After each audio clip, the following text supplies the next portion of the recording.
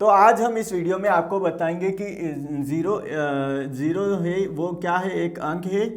तो ज़ीरो एक अंक है या फिर संख्या है, ये हम आपको इस वीडियो में बताएंगे। तो ज़ीरो एक प्रकार से हम देखें तो ज़ीरो सभी जो अंक है ज़ीरो से लेके ज़ीरो एक दो तीन चार पाँच छः सात आठ और नौ, तो ज़ीरो ये अंकों में शामिल होता है, क्योंकि इस ज़ीरो की मदद से हम कोई सी भी संख्या लिख सकते हैं। इन सभी जो 10 अंक है, इन 10 अंकों की मदद से 10 अंकों की मदद से हम कोई सी भी संख्या लिख सकते हैं। गणित में कोई सी भी संख्या लिख सकते हैं।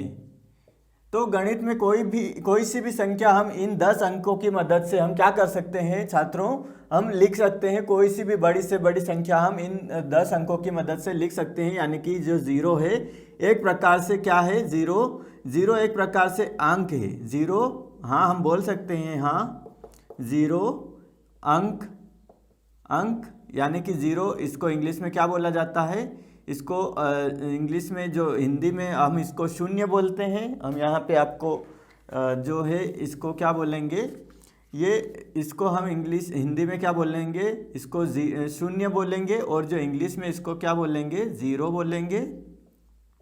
हाँ ज़ीरो एक, तो एक क्या है, अंक यानी कि डिजिट, इंग्लिश में हम क्या बोलेंगे, डिजिट है। तो क्या ज़ीरो एक अंक है, तो हाँ ज़ीरो एक अंक है। तो इस प्रकार हम अब जो है आपको बताते हैं इसकी जो कुछ उदाहरण और आपको इसकी कुछ परिभाषा, जिससे आपको और जो है ज़ीरो एक अंक है या फिर और क्या है, ये संख्या है क्या है, ये हम आपको समझाएंगे। तो इसके मानदंड और कारण हम आपको समझाते हैं। तो अब हम विस्तार से जानते हैं कि क्या ज़ीरो एक अंक है। गणित में अंक जो है गैर ऋणात्मक पूर्णांक, नॉन नेगेटिव इंटीजर होते हैं, जो 0 से 9 तक का मान रख सकते हैं। हम सभी जानते हैं कि जो पूर्ण संख्या क्या होती है और पूर्णांक संख्या क्या होती है। हमने जो पिछले वीडियो में आपको बताया था कि जो पूर्ण संख्या क्या होती है, हम यहाँ पे लिख लेते हैं, पूर्ण संख्या और पूर्णांक संख्या। यहाँ पे पूर्णांक संख्या तो और प्राकृत संख्या। तो प्राकृत संख्या, पूर्ण संख्या, अपरिमेय, परिमेय और सभी हम आपको जो पिछले जो वीडियो है उसमें हमने आपको बताया था, लेकिन यहाँ पे समझाने के लिए एक बार और यहाँ पे हम लिख देते हैं। प्राकृत संख्या होती है 1 2 3 4 5 ऐसे करके अनंत तक जाएगी प्राकृत संख्याएं। इसी प्रकार जो पूर्ण संख्या में क्या होता है यहाँ पे दोस्तों, यहाँ पे 0 शामिल कर लिया जाता है। 0 1 2 3 4 5 6 ऐसे करके संख्याएं अनंत तक चली जाएगी, तो वो पूर्ण संख्याएं होगी। पूर्णांक संख्या में क्या होता है दोस्तों, पूर्णांक संख्याओं में जो ऋणात्मक संख्याएं भी शामिल होगी और धनात्मक संख्याएं भी, और 0 भी शामिल हो जाएगा। तो वही संख्याएं क्या हो जाएगी दोस्तों, वो हो जाएगी पूर्णांक संख्याएं। तो अब यहाँ पे देखते हैं जो परिभाषा में क्या लिखा हुआ है। ये परिभाषा हमने जो अंक किसे कहते हैं, हमने ये परिभाषा जो बताई थी, ये वाली अंक किसे कहते हैं, उसमें ये परिभाषा हमने आपको बताई थी। लेकिन ये परिभाषा इस ज़ीरो में भी, ज़ीरो एक अंक है, इसमें भी हम आपको समझाने के लिए लिखी है। तो गणित में अंक गैर ऋणात्मक पूर्णांक, यानी कि जो पूर्णांक है ऐसे पूर्णांक जिसमें ऋणात्मक संख्याएं शामिल नहीं होती है, 2 3 है ना, तो उन्हें हम गैर ऋणात्मक पूर्णांक कहते हैं। तो नॉन नेगेटिव इंटीजर, पूर्णांक को इंग्लिश में क्या बोला जाता है, इंटीजर बोला जाता है। तो गणित में एक गैर ऋणात्मक पूर्णांक नॉन नेगेटिव इंटीजर होते हैं, जो 0 से 9 तक का मान रख सकते हैं। यानी कि 0 से लेके 0 1 2 3 4 5 6 7 और 8 और 9। तो इस प्रकार हम बोल सकते हैं कि गणित में पूर्ण संख्या होती है जिसमें 0 से 9 तक का मान हम शामिल कर सकते हैं। तो वो हमारे जो क्या कहलाते हैं, अंक कहलाते हैं। तो यहाँ पे जो गैर ऋणात्मक पूर्णांक यानी कि जो जिसमें ऋण चिन्ह शामिल नहीं होता है, तो और जिसमें जो 0 से 9 तक का मान रख सकते हैं तो वो क्या कहलाते हैं, अंक कहलाता है। तो इसी प्रकार हम जो शून्य की परिभाषा पढ़ लेते हैं, शून्य शून्य यानी कि 0 एक अंक है। क्या है, एक अंक है। हमको ये पता चल चुका है कि क्या 0 एक अंक है, तो हाँ हम यहाँ पे लिख लेते हैं, हाँ शून्य एक अंक है जो संख्याओं के निरूपण के लिए प्रयुक्त आज की सभी स्थानीय मान पद्धतियों का अनिवार्य प्रतीक या फिर चिन्ह बोल सकते हैं या फिर चीज बोल सकते हैं। तो अनिवार्य प्रतीक है जो इन सभी जो 0 इन सभी मानदंडों को पूरा करता है। तो वो मानदंड क्या है, यहाँ पे हम जो मानदंड है लिखे हुए वो हम यहाँ पे पढ़ लेते हैं। क्या है मानदंड हमारे पास, गैर ऋणात्मक पूर्णांक, गैर ऋणात्मक यानी कि 0 ऋणात्मक नहीं है। तो यहाँ पे जो 0 इन सभी मानदंडों को पूरा करते हैं, तो वो मानदंड कौन से, यहाँ पे गैर ऋणात्मक यानी कि 0 ऋणात्मक नहीं है, यहाँ पे गैर ऋणात्मक है, और जो 0 है वो ऋणात्मक यहाँ पे नहीं है।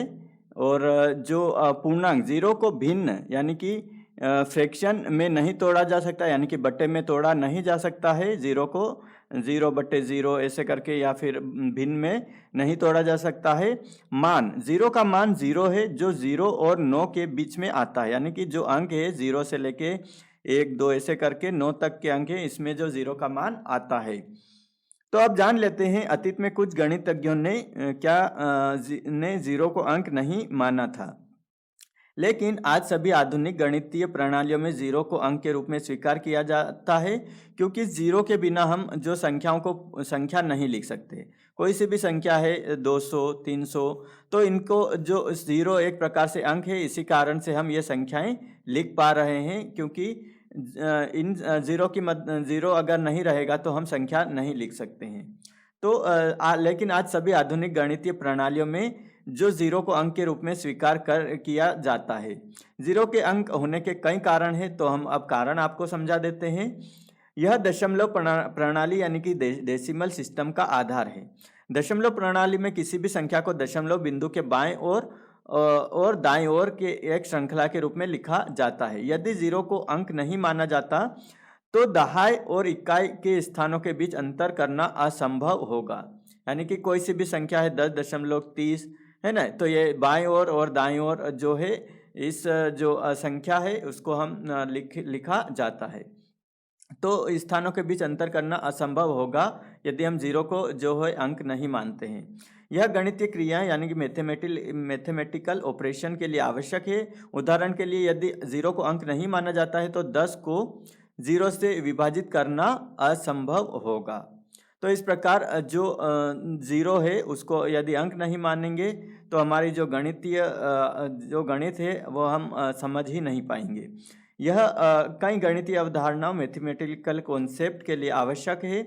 उदाहरण के लिए यदि 0 को अंक नहीं माना जाता है तो शून्य गुणनफल, 0 प्रोडक्ट प्रॉपर्टी और खाली समुच्चय यानी कि रिक्त समुच्चय, इम्पिटी सेट जैसे कि अवधारणा को परिभाषित करना मुश्किल होगा। यानी कि रिक्त समुच्चय है ना दोस्तों, रिक्त समुच्चय रहता है उसको हम परिभाषित करना मुश्किल हो जाएगा। तो शून्य सभी आधुनिक गणितीय प्रणालियों में से एक अंक यानी कि डिजिट है। यह दशमलव प्रणाली गणितीय क्रियाओं, गणितीय अवधारणाओं के लिए आवश्यक है। तो आपको जो अच्छे से समझ में आ चुका होगा कि जो अंक एक प्रकार से क्या है, यह गणित में जो 0 है वो एक प्रकार से क्या है।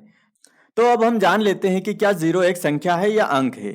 तो 0 जो शून्य दोनों संख्या और अंक है, यानी कि जो 0 है वो संख्या और अंक दोनों है। और जो वो किस लिए है वो हम यहाँ पे बताएंगे। गणित में अंक गैर ऋणात्मक नॉन नेगेटिव इंटीजर, ये हम पहले पढ़ चुके हैं, ये इन मानदंडों को पूरा करता है, ये भी हम पढ़ चुके हैं 0 और 9 के बीच में। अब हम जान लेते हैं यहाँ पे संख्याएं वास्तविक संख्या यानी कि रियल नंबर का एक अविभाज्य हिस्सा है। यानी कि जो वास्तविक संख्याओं में क्या क्या शामिल होती है, परिमेय और अपरिमेय, परिमेय और अपरिमेय संख्याएं जिसमें शामिल होती है वो दोनों मिलके क्या बनाती है, वास्तविक संख्या। ये हम पिछले वीडियो में पढ़ चुके हैं, परिमेय संख्या किसे कहते हैं, अपरिमेय और वास्तविक संख्या किसे कहते हैं। यानी कि वास्तविक संख्याओं में परिमेय और अपरिमेय संख्याएं शामिल होती है। तो जीरो के सभी गणितीय क्रियाओं जैसे जोड़ घटाव गुणा भाग में उपयोग किया जाता है और यह गणितीय अवधारणाओं जैसे शून्य गुणनफल खाली यानी कि रिक्त समुच्चय के लिए आवश्यक है। अतीत में कुछ गणितज्ञों ने जीरो को अंक नहीं माना था, लेकिन आज सभी आधुनिक गणितीय प्रणालियों में जीरो को अंक और संख्या दोनों के रूप में स्वीकार किया जाता है। शून्य एक महत्वपूर्ण गणितीय इकाई यानी कि मैथमेटिकल एंटिटी है जो एक अंक संख्या दोनों की विशेषताओं को प्रदर्शित करता है। यह दशमलव प्रणाली गणितीय क्रियाओं और अवधारणाओं के लिए आवश्यक है और गणित में महत्वपूर्ण भूमिका निभाता है। तो इस प्रकार जो शून्य है वो क्या है, अंक भी हम बोल सकते हैं और संख्या भी हम बोल सकते हैं। तो हमने इस वीडियो में जाना कि क्या जीरो एक अंक है और इसके जो मानदंड क्या है, इसके जीरो होने के कारण, जो अंक होने के कारण क्या है, और जो अवधारणाएं हैं पुरानी क्या थी अतीत में, वो भी हमने इस वीडियो में जानी।